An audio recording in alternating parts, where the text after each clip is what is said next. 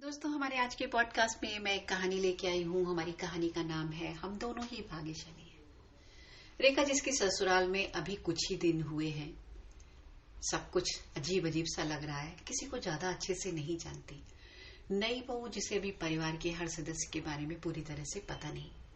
माँ जी यानी कि रेखा की सासू माँ रेखा को बहुत प्यार से अपने पास बैठाती हैं और कहती हैं, मैंने अपनी सारी जिम्मेदारियां बहुत अच्छे से उठाई हैं, अब तुम इस घर की बहू हो। वैसे मैं अभी तुम्हारे कंधे पर कोई भी जिम्मेदारी लादना नहीं चाहती। तुम्हारे अभी नए जीवन की शुरुआत पर तुम पर पूरा गृहस्थी का बोझ डाल दूं। तुम अपनी जिंदगी खुलकर जीना चाहती हो, वो जियो। मैं नहीं चाहती कि तुम इन सब चक्करों में फंसो। तुम बेफिक्र हो करके घूमो फिरो, जो भी करना चाहती हो करो। वैसे कि जो मन में तुम्हारी कोई बात चलती है तो तुम मुझे बेफिक्र होके बता सकती हो, बिल्कुल वैसे ही जैसे अपनी माँ को बताती हो। मैंने तुम्हारे और अभिषेक के लिए पूरे हफ्ते भर के हिल स्टेशन की छुट्टियां बिताने की बुकिंग कर दी है और ये बात अभिषेक को पता है। मुझे पता है तुमने अपने ऑफिस से 1 महीने की छुट्टी ली है ताकि तुम अपनी ससुराल में सबके साथ अच्छे से सेट हो सको। वहां से आने के बाद तुम वैसे ही अपने ससुराल में रह सकती हो, रहोगी जैसे तुम पसंद करती हो, जैसे अपने मायके में रहती हो। बस थोड़ी बहुत जिम्मेदारियां, थोड़ा बहुत जहां तुम्हें कुछ मुश्किल आए तुम मुझसे पूछ सकती हो, मैं तुम्हें गाइड कर दूंगी।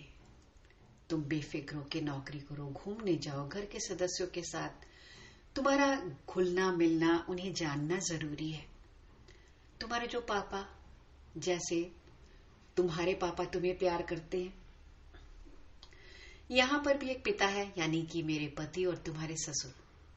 तुम उनको पापा बुलाना चाहती हो या जो भी जैसे भी बुलाना चाहती हो बुला सकती हो। मुझे पता है नए घर के लोगों को समझने में, नए घर के सदस्यों के साथ तालमेल बैठाना, घुलना मिलना थोड़ा शुरू शुरू में मुश्किल होता है।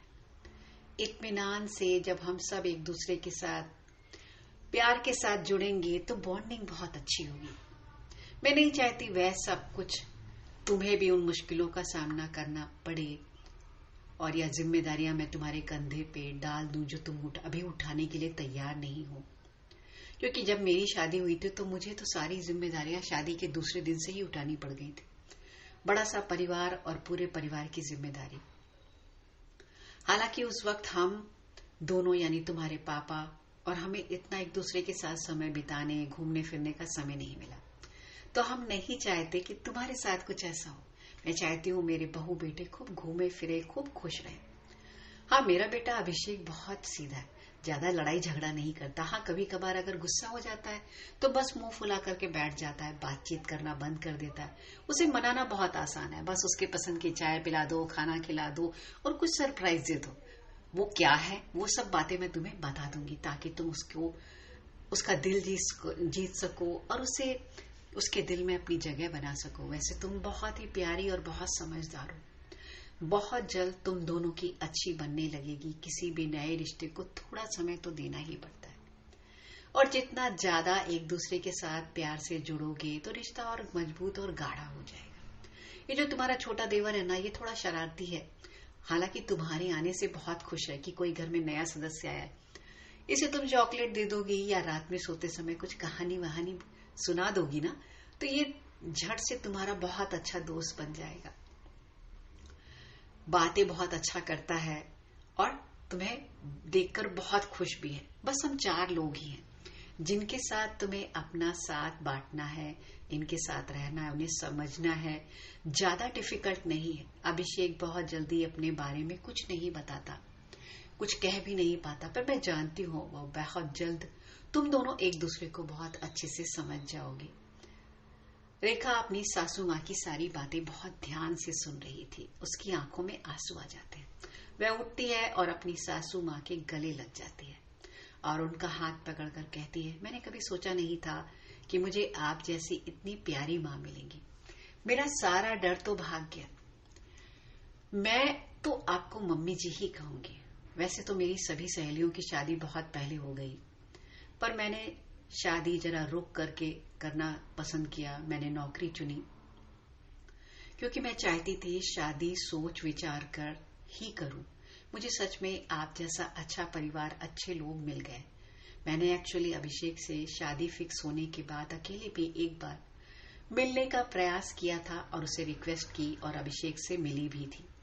शायद अभिषेक ने आपको बताया भी हो, लेकिन अभिषेक ने अपने बारे में ज्यादा कुछ नहीं बोला। मैंने अपने बारे में अभिषेक को सब कुछ बता दिया था और अभिषेक ने मुझसे सिर्फ एक बात कही थी कि रेखा, तुम जब मेरे घर आओगी, हमारे साथ रहना शुरू करोगी, तब तुम्हें पता चलेगा कि मेरी माँ सच में बहुत अच्छी है और मैं झूठ नहीं बोल रहा हूँ। तुम इतनी खुश रहोगी कि शायद तुम अपने घर के लोगों को ही भूल जाओ या उनके प्यार को ही भूल जाओ। मुझे पता है तुम नहीं भूलोगी, पर फिर भी जो मैं कह रहा हूँ मुझ पर विश्वास करो। और आज मुझे अभिषेक की वो सारी कही गई बातें पूरी तरह से सच लग रही हैं और उसने बिल्कुल सच कहा था। माँ जी कहती है कि अभिषेक मेरा बहुत समझदार है। उसने मुझे बताया था रेखा थोड़ा डर रही है, इसलिए आज मैंने तुम्हें अपने पास बैठाकर ये सारी बातें कही। अब तुम बेफिक्र होकर अपनी पैकिंग चालू करो और खूब एंजॉय करो, खूब घूम करके आना। मैं ये नहीं कहूंगी कि मुझे बहुत जल्दी पोता पोती चाहिए। तुम दोनों जब माता पिता बनना चाहो, बच्चे की जिम्मेदारी उठाना चाहो, तभी बच्चे के बारे में सोचना। मैं बहुत ही मॉडर्न सास हूँ। मेरी सोच बिल्कुल पुरानी नहीं। तब तक अभिषेक कमरे के भीतर आ जाता है। अच्छा, तो सास और बहू मिलकर मेरी बुराई कर रहे हो? रेखा कहती है यहाँ पर कोई बुराई नहीं कर रहा। आपने तो जो मुझे अपनी माँ के बारे में कहा था वह 100% सही कहा था। मैं सच में बहुत भाग्यशाली हूँ। अभिषेक रेखा को टोकते हुए कहते हैं नहीं, हम दोनों ही बहुत भाग्यशाली हैं। तो दोस्तों, आपको ये कहानी कैसी लगी? मैं उपासना मिश्रा, कुछ सोचे और बोले से